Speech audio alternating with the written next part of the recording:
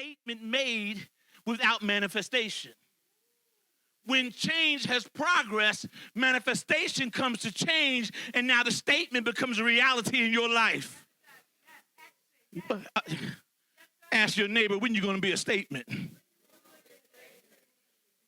I'm an answer. When you change. When you change, you'll become the statement. Until then, you have no manifestation. Well, it's the what's next factor that hinders us from running well. Because when you see what you're going to become, you start searching for what you're going to become. But eyes have not seen. If eyes haven't seen, how you seen it?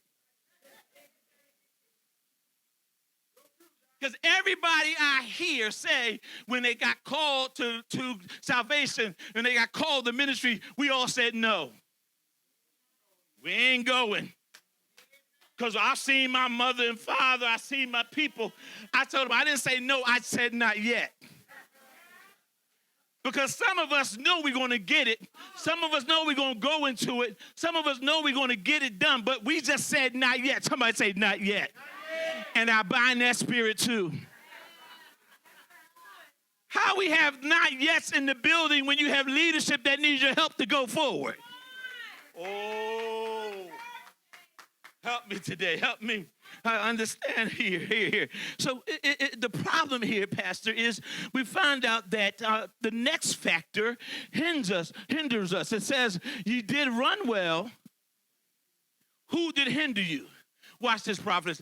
I can get over my whats, but sometimes I can't get over my who's.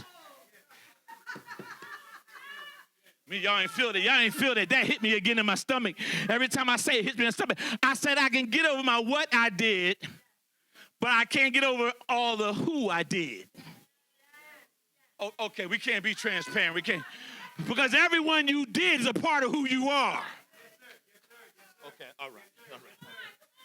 All right. So here. So I know. Because what has happened now is we got to understand where we are. If we are in the part of running well and got stopped, that means we are cursed in the next.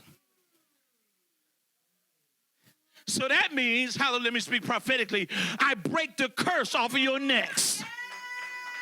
Man, y'all should be screaming right there. I said, I break the curse off of your necks. Because you're the next person in line for the next miracle. So I break the curse off of what you're getting next. If I knew the curse was going to be broken, I would be out of my mind. That means my generation and my generation going to be blessed because the curse has been lifted. Say it to yourself. The curse has been lifted. In Jesus' name. You ought to clap your hands right there. I realize, hallelujah, many of us have walked around in curses because no one broke it for you. Okay, let me help you. Can I help Oasis for one day? The reason why Pastor leans on the prophet, because some people are never going to get free until the prophet releases it. Some of y'all ain't going to never be free from what you're going through until the prophet speaks it out of their mouth. And the reason why the churches are not as full as they used to be, because we ain't got enough prophets speaking breakthrough and change. If I had some prophets would stand up and point to the people who are going through and say, be thou healed, be thou delivered, be thou free, we can go somewhere. Oh, my God. Watch this. Can I talk at home for a second? I'm home. I'm going to talk at home. Stop tripping because pastor wants prophets to be promoted.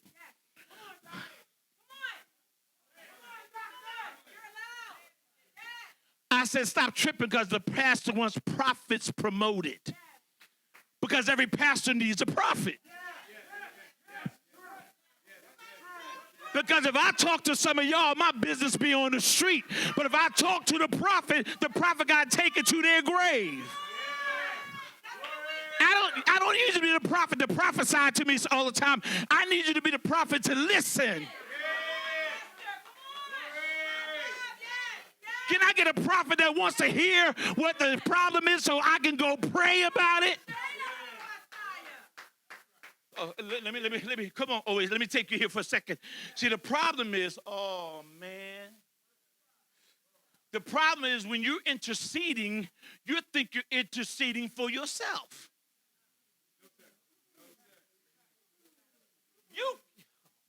Men don't know what to pray for as they ought, so the Spirit make an intercession. When you start speaking in tongues and going off, you ain't praying for you. That tongue ain't for you. That falling on the ground, rolling the corner, and that ain't for you. What's for you is when you lay on the floor and say, Lord, this is me. And you have a conversation, Lord, I stand in the need of prayer.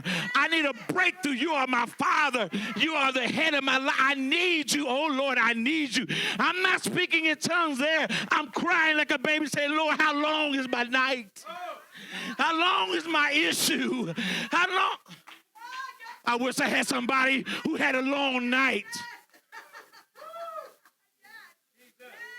I can't intercede for myself. At that point, I got to talk to the master.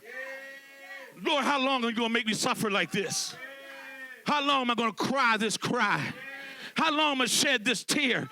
But you know what Pastor the Lord showed me a couple months ago? He said, the reason why you're crying the tear is because I'm feeling your belly. And every time the tears run down your eye, he told me, do not let the tear hit your shirt. Guide the tear to your mouth.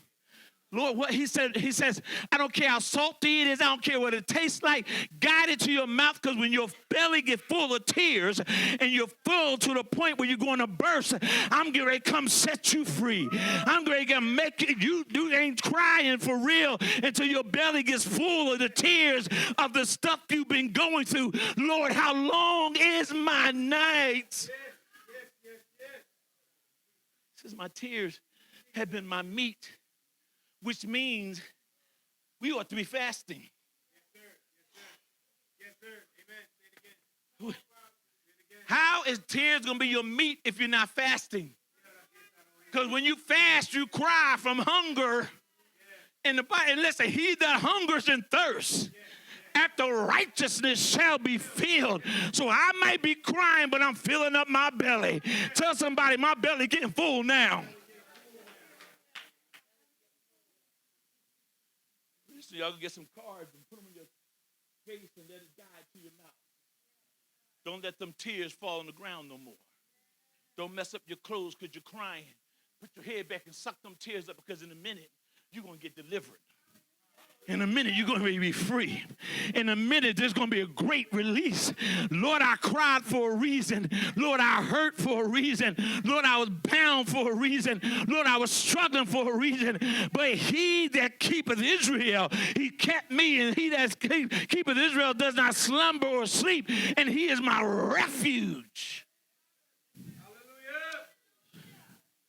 Hallelujah. Hallelujah. Well, let me share this. The measurement, men, the measurement, people of God, the measurement of your life, watch this, isn't based on your personal wisdom.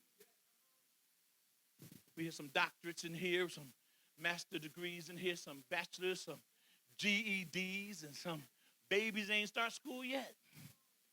But it's not measured, your life is not measured based on your personal wisdom. Watch this. Or your personal strength, or your spiritual affirmations that consistently are shown to be in and over your life. You're not measured by what you think you have or think you are. You're measured by who you belong to. Oh, man. I just saw something here. The reason why we're not excelling because we don't realize how excellent he is. The reason we're not growing because we don't realize that in the book of Revelations, the angel came out of heaven and sowed the ground so that we can grow. Oh, man. I wish I had somebody who would just look to heaven and say, here I am.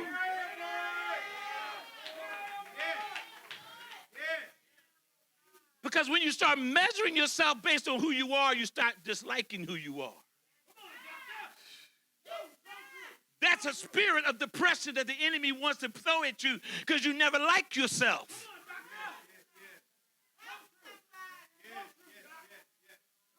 Sometimes you got to have a mirrorless day.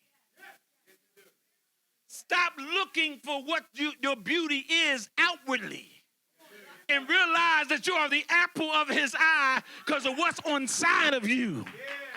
Oh, God. That he loves me regardless of my inhibitions. He loves me regardless of what my stains are. And if I take the makeup off my face, he loves me no matter how many scars I have on my face.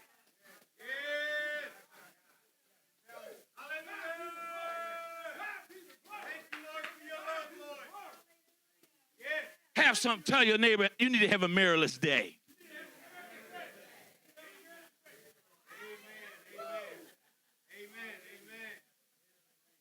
So you stop looking at yourself and depending on what you look like. Because, Pastor and I, brother, elder, we would have we go out without brushing our beard. We would be like, did I brush my beard today? Might be out of place. And the first thing we do is look in the mirror in the car, making sure we're doing like this, wetting our face. You got to have a mirrorless day. What are you saying, Apostle? Trust in who God made you, regardless of who you're trying to make yourself be.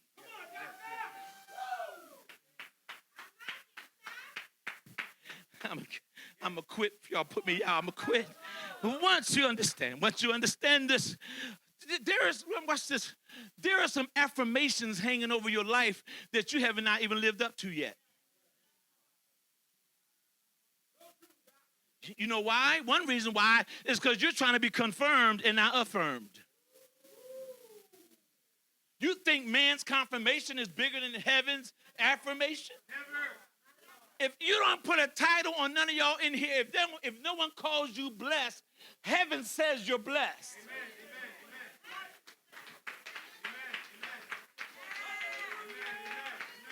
If the doctor say you're going to die, heaven said you're going to live.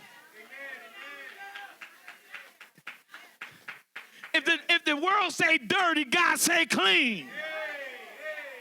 I'm not living off of confirmation, I'm living off of affirmation.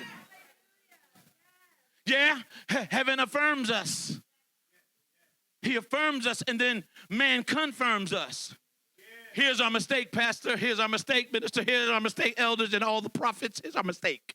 Soon as we get confirmed, we want another one.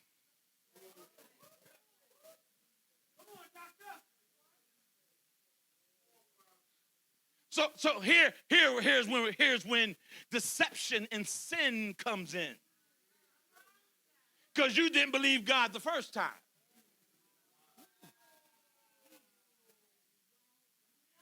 So now you bragging, Pastor Will prophesied to me again. You in sin.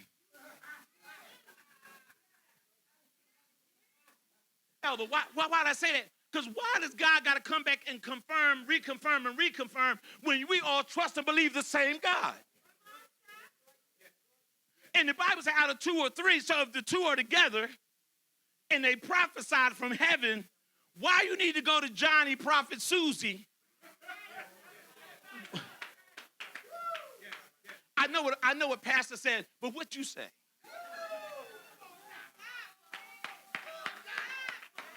I know what the apostle said, but a prophetess, would you give me a word?